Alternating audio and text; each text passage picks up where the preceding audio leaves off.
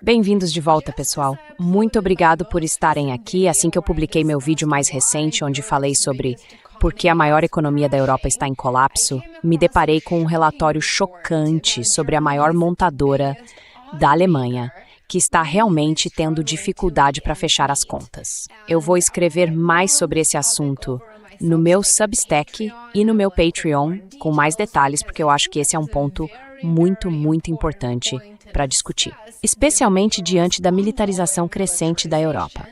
Mas eu achei que valia a pena subir um vídeo rápido para compartilhar uma visão geral. A Volkswagen se tornou um símbolo do poder econômico da Alemanha. Vocês vão concordar comigo. Ela foi um dos pilares do modelo industrial alemão.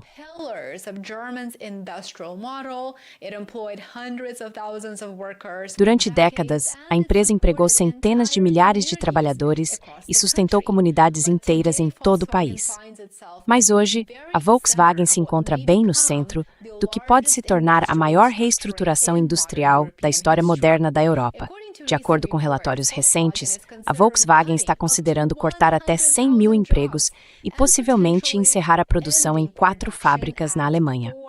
Agora, se você acompanha meus vídeos, deve lembrar que a Volkswagen fechou uma fábrica no ano passado, também na Alemanha, algo inédito em toda a sua história. Se esse novo plano for realmente colocado em prática, e tudo indica que será, essas medidas vão representar uma das reduções corporativas mais drásticas que a Europa já viu.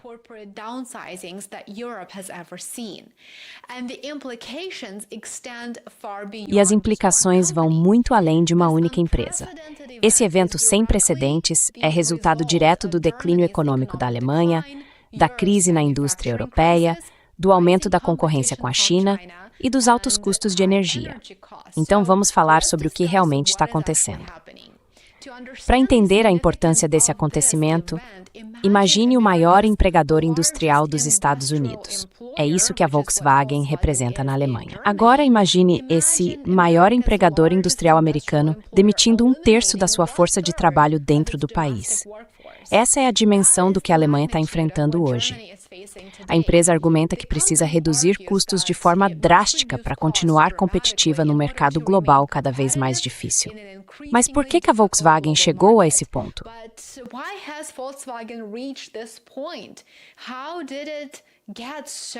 Como é que a situação piorou tanto e tão rápido?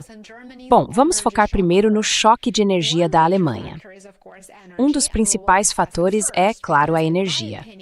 E vamos começar por aí, porque, na minha opinião, esse é o principal motivo pelo qual a Alemanha está se desindustrializando.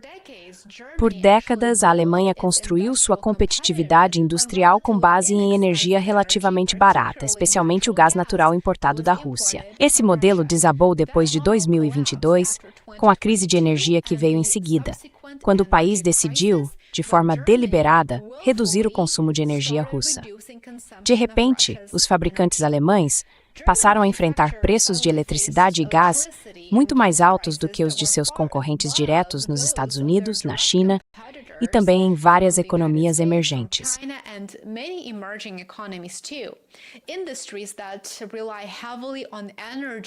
Setores que dependem muito de energia, como o químico, o siderúrgico, o automotivo e, claro, o de manufatura, tiveram um aumento considerável nos custos operacionais. Como dá para imaginar, as fábricas da Volkswagen consomem uma quantidade enorme de energia. Então, para manter a lucratividade, elas precisam importar energia a um preço mais baixo.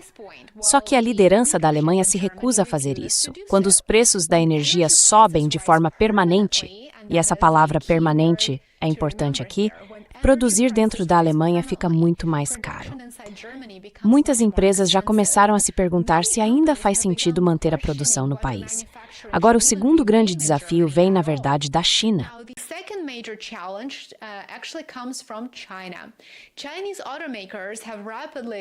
As montadoras chinesas expandiram muito rápido suas capacidades em veículos elétricos. Empresas como a BYD e outras já produzem carros elétricos competitivos com preços mais baixos. A China domina a produção de baterias, domina também o processamento de minerais críticos, como eu já comentei num artigo bem detalhado que publiquei no meu Substack e no Patreon, e domina ainda várias partes da cadeia de suprimentos dos veículos elétricos. Então, naturalmente, a Alemanha fica em desvantagem nesse cenário. Fabricantes europeus que antes tinham margens de lucro confortáveis, agora estão enfrentando concorrentes chineses altamente eficientes, tanto dentro da própria China, quanto cada vez mais na Europa. As vendas da Volkswagen na China, que já foi seu mercado mais importante, enfraqueceram bastante.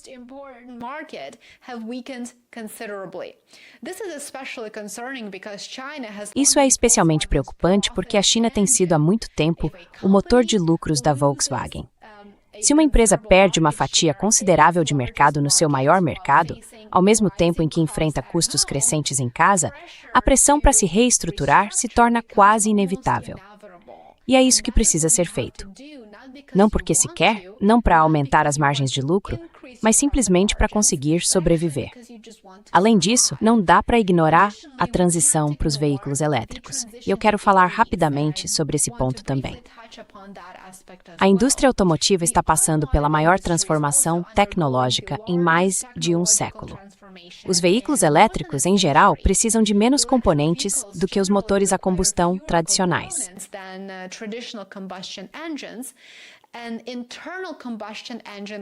Um motor de combustão interna tem milhares de peças móveis. Já os motores elétricos são muito mais simples, e isso significa menos fornecedores, menos etapas de montagem e, no fim das contas, menos trabalhadores. À medida que as empresas fazem a transição para a produção de veículos elétricos, elas geralmente percebem que precisam de menos funcionários. A Volkswagen está investindo bilhões em eletrificação, tecnologia de baterias e desenvolvimento de software só para continuar competitiva. Mas esses investimentos exigem uma quantidade enorme de capital, enquanto as margens de lucro continuam sob pressão. Em outras palavras, elas ainda são relativamente pequenas. Por isso, a direção da empresa argumenta que é preciso reduzir os custos com mão de obra para conseguir financiar a transição para os veículos elétricos.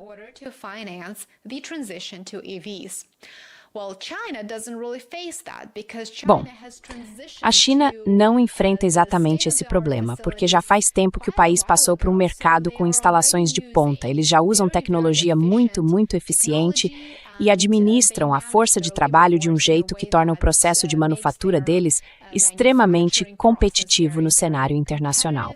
As dificuldades da Volkswagen refletem problemas mais amplos em toda a economia da Alemanha, na verdade. O setor industrial alemão vem enfrentando dificuldades há vários anos, pelo menos. A produção industrial continua muito fraca. A confiança dos empresários também piorou, e o crescimento econômico estagnou. Muitos economistas têm alertado que a Alemanha corre o risco de passar por um período de desindustrialização se as tendências atuais continuarem. E como é que elas não continuariam, se o governo alemão se recusa a mudar de rumo?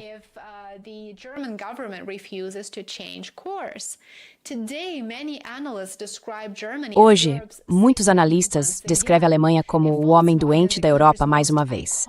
Se a Volkswagen, a empresa industrial mais icônica do país, for obrigada a fazer demissões em massa, eu quero dizer realmente em massa, muitos alemães podem ver isso como um sinal de que algo mais profundo está acontecendo com todo o modelo econômico. As consequências políticas, claro, podem ser enormes. A Volkswagen sempre teve uma relação muito forte com os sindicatos e com os governos regionais. O estado da Baixa Saxônia, por exemplo, é dono de uma parte da empresa, e qualquer demissão em grande escala provocaria uma forte reação dos sindicatos e dos políticos locais. Os trabalhadores têm medo de perder empregos estáveis e bem pagos na indústria, e isso é totalmente compreensível.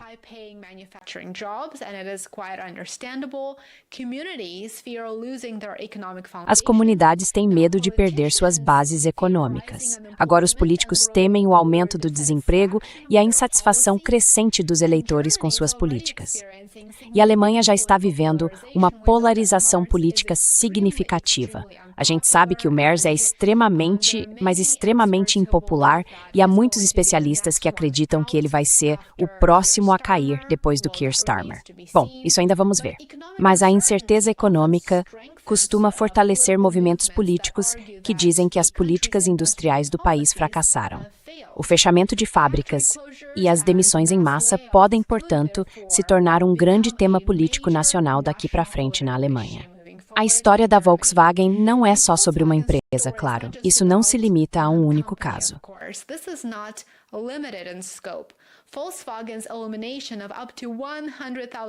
A eliminação de até 100 mil empregos pela Volkswagen, junto com o fechamento de 4 fábricas alemãs, não uma, mas 4, representaria um ponto de virada histórico. Isso marcaria um grande desafio ao modelo econômico da Alemanha do pós-guerra. A combinação de energia cara, concorrência global, disrupção tecnológica e, claro, estagnação econômica criou pressões cada vez mais difíceis de ignorar e bem complicadas de enfrentar.